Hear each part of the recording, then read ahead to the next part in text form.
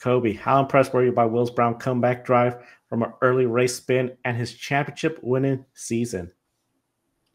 Well, I guess the contact between his with his former teammate Brody Kostecki was a championship passing of the torch there, being like, I'm the past champion, you this year's champion, so I'm just gonna knock you around, just pass the torch there. But I was extremely impressed for Will Brown's comeback drive, because when I saw Brody turn him around, I was thinking, oh well, Will Brown's not winning this race, it's over, because usually, when these supercars races, stay green from flat from lights to flag, you really think, that once you get turned around, you're not going to have a chance to go out there and win the race. And like everybody else, we're like, yep, Will Brown's day is over. The best thing he can do is, just go out there, get the best finish he can. Even the broadcasters were saying that Will Brown's, was just going to try to have fun the rest of the day and pick off as many as he could. But nobody would have expected that Will Brown would have come through the field to win the race. It was honestly a spectacular drive, probably the drive of the weekend from any of the racing series that we cover, because this car was just extremely fast, and it showed Will Brown was picking off one by one, and obviously he had a little help there,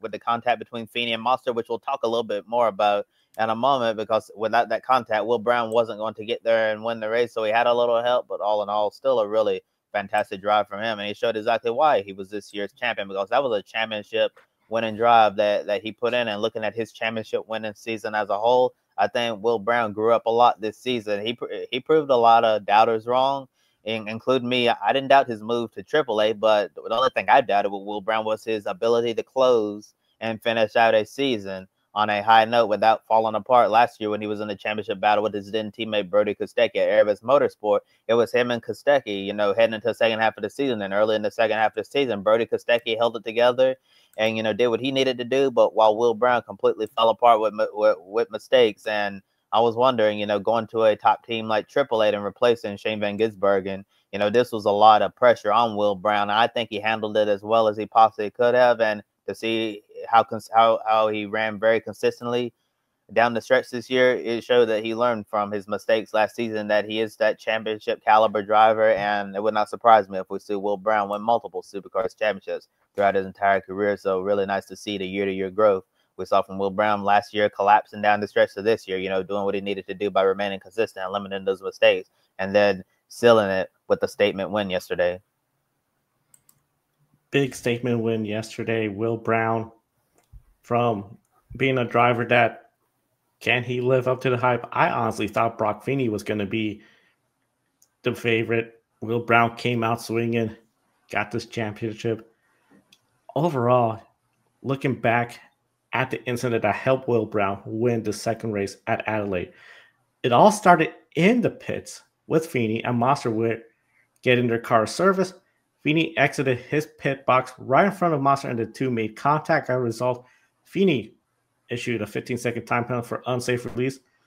But that was only the beginning of the trouble. Of course, knowing about his time penalty, Feeney raced Monster really aggressive for the lead, ended up spinning him out into the wall. I remember even one time locking up the tire, so I initially thought maybe the tire having a flat spot may have caused that.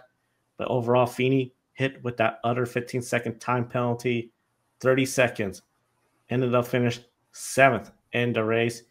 Are you surprised, Cody, that Monster didn't let Feeney pass him since they were racing for the win?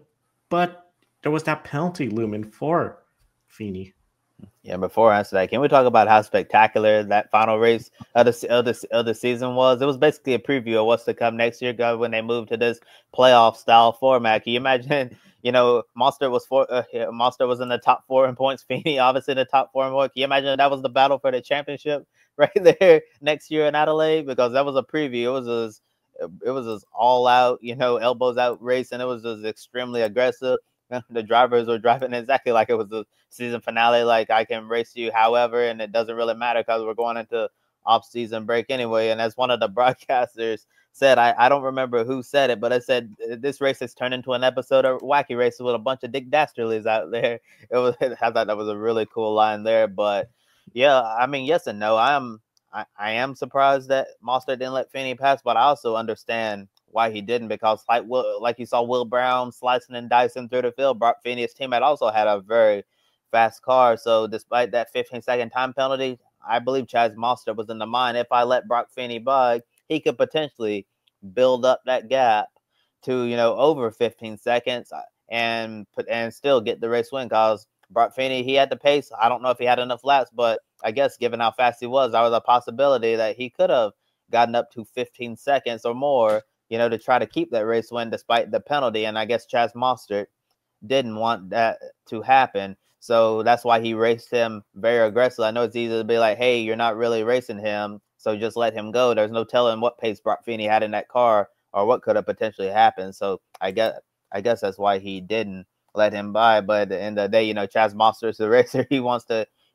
keep the driver who's battling with on the track behind him. So I understand why, he fought as hard as he did. But I'm sure looking at it now, he probably wishes, he just let him go, just let the chips fall for what they were. And I thought Chaz did a really good job at the end there, trying to hold on. Like you mentioned, his tire, Joe, it was going down. He basically, and after the race, Chaz was basically saying, I tried to nurse it to the end on 3 tires and all of that. It was really, the tire was really close to going down. He was just struggling there at the end, and he was just a passenger. There was no way he was going to hold off Will Brown there, who was just fabulous in that final stint. But yeah, definitely quite the dramatic ending there between Feeney and Mostert, who ended up getting the penalty there.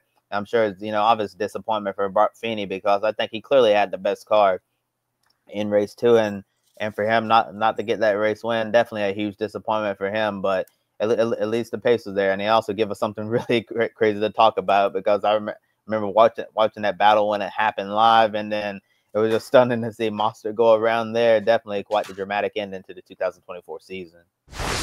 Parody, you mentioned it, Joe. Brock Feeney won the most races this year, and guess how many races he won? Brock Feeney won 6 races. Remember the days when you have like Scott McLaughlin, Shane Van Gisbergen winning between 15 to 20 races every year? Just one driver just running away with it, and everybody else, is just living it. He's just in their world, living in it. So to say that Brock Feeney, won the most races at 6, and then you see it spread across the board among other drivers. That's something that the Supercar series has to be really excited about. We're seeing more competition, and now you're not guaranteed a McLaughlin or an SVG victory, every single race weekend like you would see in the past. And even with the AAA drivers, with Brown and Feeney, it would be easy to pick them, but they aren't always the one on top now. So I think from a parity standpoint, it's been good to see this in the second year of the Gen 3 car.